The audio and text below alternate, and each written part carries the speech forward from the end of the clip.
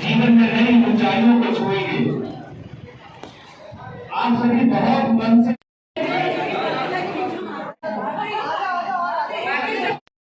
देखो। अब ढोलक वाले बच्चे आए, ढोलक वाले बच्चे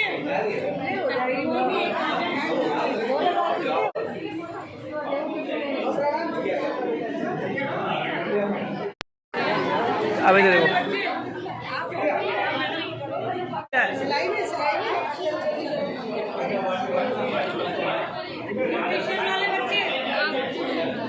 दादा एक मिनट इंटरव्यू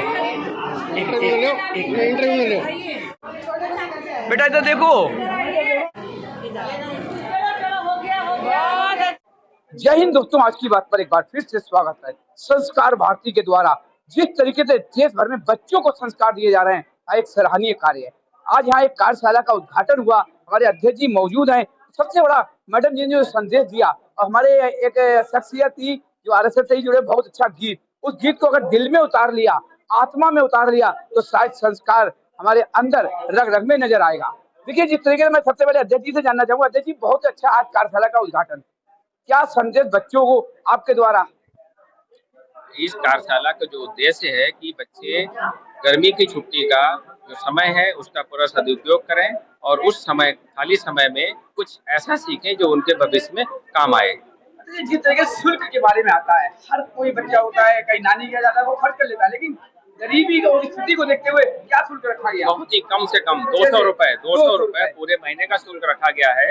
और कोई भी अगर निर्धन व्यक्ति है, कोई व्यक्ति अगर नहीं खर्च कर सकता तो उसके लिए संस्था भी सहयोग कर रही है। संस्था भी सहयोग कर रही है। कितना अच्छा संदेश है कि अगर किसी प्रकार से नहीं हो पाती है व्यवस्था, तो शुल्क का जो है संस्था पूरा करेगी। हमारी मैडम जी है। मैडम जी, अभी आपने संदेश बहुत अच्छा दिया है, क्या कहना चाहेंगे बच्चों को संस्कार, और क्या क्या यहाँ पर कार्यशाला के अंदर बच्चों को सिखाने का प्रयास किया?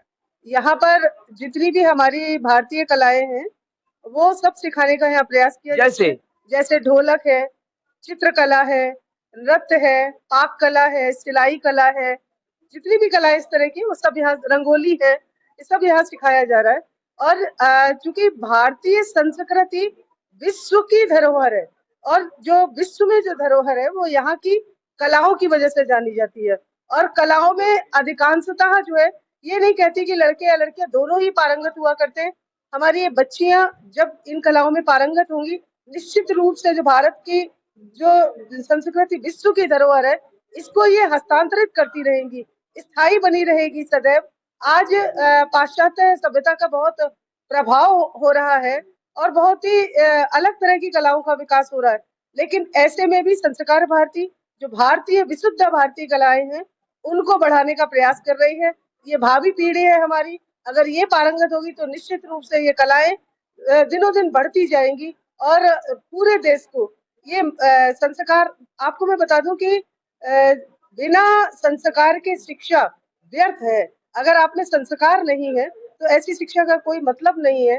तो ऐसे जो कलाएं हैं वो बच्चों को आत्मविश्वासी बना रही हैं, स्वावलंबी बना रही हैं, साथ में उन्हें ये विश्वास दिला रही हैं कि हमारी भारत भूमि से बढ़कर दुनिया में और कुछ नहीं है। इसकी संस्कृति में हमें ढलना है, पलना है और इसको हमें आगे बढ़ाना है, वहाँ वहां तक ले जाना है जहां तक विश्व में इसकी स्थापना सदैव बनी रहे। बिल्कुल, बहुत अच्छा आपने सवाल किया। सवाल ही है कि संस्कार भारती के द्वारा आपके द्वारा बड़ा अच्छा कार्य किया है। कहीं ना कहीं हम माँ, हम पापा भटक रहे हैं, बच्चों के प्रति हम कुछ ध्यान नहीं दे रहे।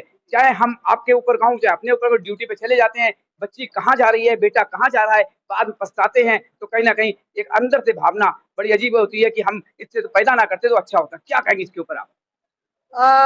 आज मैंने आपको बताया कि पता नहीं कैसे लोग भ्रमित हो गए हैं। हम किसी का जूठा नहीं खाते, हम किसी का कपड़ा नहीं पहनते उतरा हुआ, हम किसी की कोई चीज प्रयोग नहीं करना चाहते। और ऐसे में ऐसी ऐसी संस्कृतियां, ये भटकाव है, एक थोड़े दिन के लिए कभी कभी होता है, लेकिन वास्तव में भारतीय संस्कृति ही सदैव सर्वोपरि थी, आज भी है और हमेशा भी रहेगी। माता पिता को चाहिए कि वो इस बात पर ध्यान दें और बच्चों को ये समझाएं कि हम जो कर रहे हैं इसके परिणाम कितने भयानक आ रहे हैं। पहले इतने परिणाम भयानक नहीं थे। आज जो उल्टा सीधा खान पान हुआ है, जो कि पाक कला हम संस्कार भारती के तहत सिखा रहे हैं, उस खान पान ने क्या किया है कि उम्र जो है 25-30 साल के बाद ही ऐसे व्यर्थ हो जाती है। सौंदर्य प्रसाधन जो अलग से इस्तेमाल करते हैं, अगर पुराने लोगों को देखेंगे तो शायद 60-70 साल के व्यक्ति के चेहरे पर चमक दिखाई देगी, लेकिन आज जो सौंदर्य प्रसाधन आ रहे हैं उनका प्रयोग कर करके बच्चों की उम्र चेहरे से जो है 30 साल के बाद 50 साल की लगने लगती है। बिल्कुल, तो ये चीजें इन्हें समझनी होगी और माँ बाप को तो बहुत ज्यादा जागरूक होने की आवश्यकता है कि पाश्चात्य संस्कृति कुछ भी नहीं है। एक अंग्रेजी भाषा ने आकर इतना प्रहार कर दिया है कि हम उस झूठी भाषा को, जो कभी नौकरों की भाषा थी, उस भाषा का प्रयोग करने लगे हैं। एक बार पुनः सबसे निवेदन है कि हम अपनी मातृभाषा, अगर हमने इस धरती पर जन्म लिया है, यहाँ की हवा को लेकर हम जिंदा हैं, यहाँ के जल पीकर जिंदा हैं, तो ऐसा अपना व्यवहार न अपनाएं कि यहाँ खाएं और दूसरों की बजाएं। बिल्कुल सही कहा है मैडम जी। सबसे पहले हमें कुछ युवा टीचर हैं, आप आगे आइए। मैं अभी क्या नाम है? स्नेहा श्रीवास्तव। आप क्या सिखाने का प्रयास करेंगी? हस्तकला, हैंडीक्राफ्ट। जिस तरीके से आज हमने एक बात कही है, कहीं ना कहीं हमारे ऊपर भी आती है, तो ये संदेश बच्चों को कैसे देंगे? क्योंकि हम उम्र बच्चे आपके साथ होंगे, उन्हें समझाने का प्रयास आप कैसे करेंगी जो कहीं भटके ना? जी, मतलब बच्चों को सही रास्ता पर दिखाएंगे हम लोग कि उनको कहाँ जाना है, कहाँ नहीं जाना है। और ये मतलब एक महीने की कार्यशाला लगती है, उसमें बच्चे सीखते हैं कि कुछ नया सीखने को मिलेगा। स्कूल की छुट्टियां वगैरह होती हैं, आधे बच्चे मतलब ऐसे ही बर्बाद कर देते हैं, लेकिन जो यहाँ के मतलब स्टूडेंट्स हैं वो अपने मतलब कुछ नया सीखते हैं वो। और जैसे कि जिस प्रयास से हम लोग सिखाना चाहते हैं, और बच्चे भी उसी मतलब लगन के साथ सीखते हैं। बिल्कुल, क्या नाम है? शारदा श्रीवास्तव। दादा जी, जिस तरीके से हम बड़े हो गए, दादा दादी नानी और सब बन गए, हम बच्चों को संस्कार नहीं दे पाए।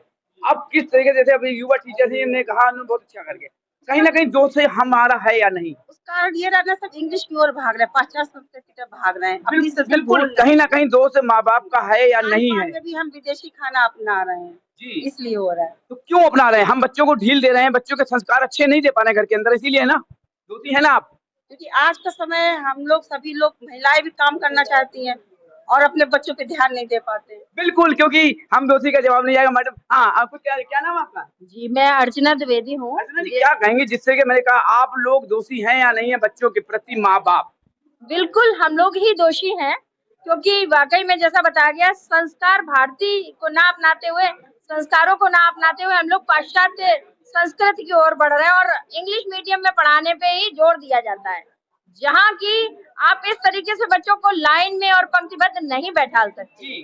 तो इसमें सबसे बड़ा दोष हम ही लोगों का है हम माता पिता लोगों का ही कि हम लोग अंग्रेजी की तरफ बढ़ रहे हैं। बढ़ना चाहिए, कुछ अगर वहां से मिल रहा है तो वो भी लीजिए, लेकिन अपने संस्कारों को संभालते हुए, संजोते हुए।